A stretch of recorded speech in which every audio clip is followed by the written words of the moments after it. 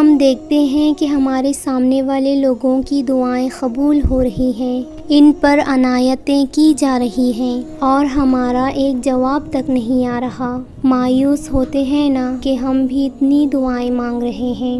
دل میں طرح طرح کے خیالات آتے ہیں کہ شاید اللہ تعالیٰ کو ہمارے سے محبت ہی نہیں ہوگی، کہ اللہ ہمیں دینا ہی نہیں چاہ رہا ہوگا، شاید ہماری دعائیں ہی اللہ تک پہنچ نہیں رہی ہوں گی۔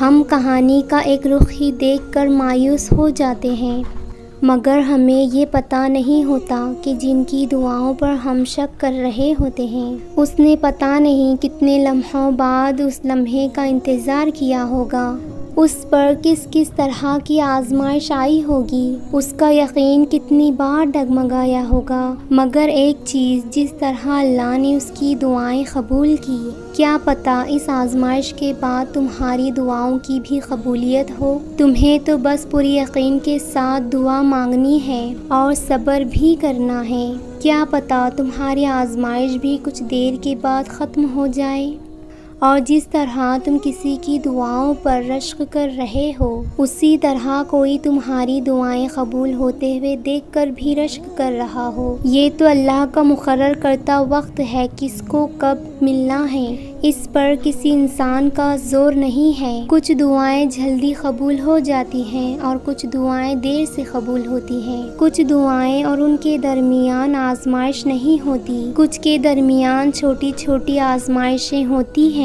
اور کچھ کے درمیان لمبی آزمائشیں ہوتی ہیں، مگر جن دعاؤں اور قبولیت کے درمیان صبر کا راستہ ہو، ان منزلوں کی خوبصورتی ہی الگ ہوتی ہے۔ اور پھر معجزے تو صبر کرنے والوں کو ہی ملتے ہیں نا، تو مایوس نہیں ہونا کبھی بھی۔ وہ مقام آنا ہے جہاں اللہ نے تمہاری ساری دعاؤں پر کن فرمانا ہے۔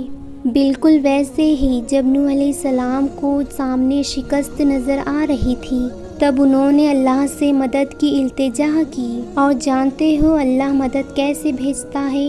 اللہ نے تو طوفان بھیج کر نوح علیہ السلام کی مدد کی اور ان کو فتح سے ہمکنار کر دیا۔ اسی طرح ہر مشکل، ہر دکھ تمہارے لیے تباہی بن کر نہیں آتا۔ تمہارا اللہ تمہارے ہر ذہنی اور پوشیدہ حالات سے واقف ہے، بھلے ہی یہ لوگ تمہیں نہیں سمجھتے، وہ تمہیں خوب سمجھنے والا ہے۔ جب تھک جایا کرو تو اللہ کے سامنے جھک جایا کرو، کیونکہ لوگ تھوڑی سی غلطی پر چھوڑ دیتے ہیں، لیکن میرا اللہ تھوڑی سی عبادت پر تھام لیتا ہے۔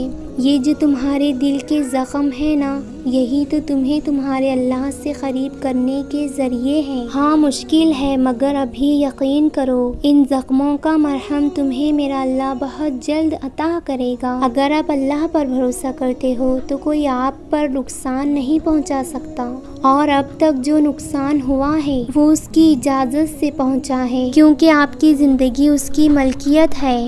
اس نے آپ کی زندگی کے لیے ایک فیصلہ لیا ہے جو شاید آپ کو ناپسند ہو، لیکن آپ کے لیے وہی فیصلہ بہتر ہے، اور ہمیں یہ تھوڑے وقت بعد پتہ چلتا ہے کہ جو ہمارے ساتھ ہو رہا تھا وہ بہت بہتر تھا، کیونکہ جو ہم چاہ رہے تھے وہ اس سے بہتر نہیں ہو سکتا تھا۔ اسی لیے اللہ کے ہر فیصلے پر یقین کرو، اللہ جو کرتا ہے بہتر کرتا ہے۔